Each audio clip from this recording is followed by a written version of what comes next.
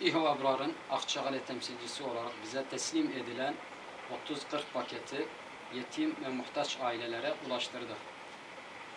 Temennimiz hayır sahiplerinin bize ulaşıp diğer tespit ettiğimiz fakir ve yetim ailelere yardımlarımızı ulaştırmaktır.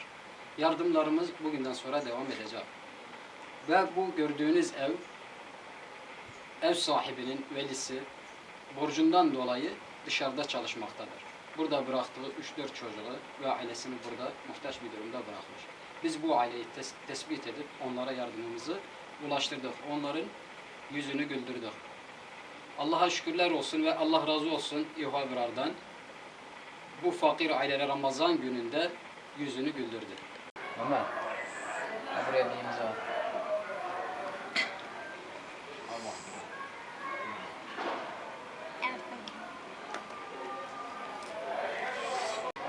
0544 Ha? 553 İyi. 24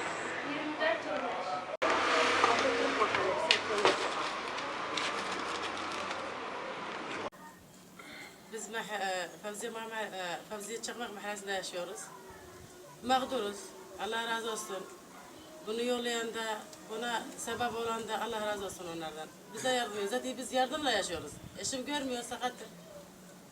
Çocuklarından perişanım vallahi. Elhamdülillah, buna da şükür diyelim.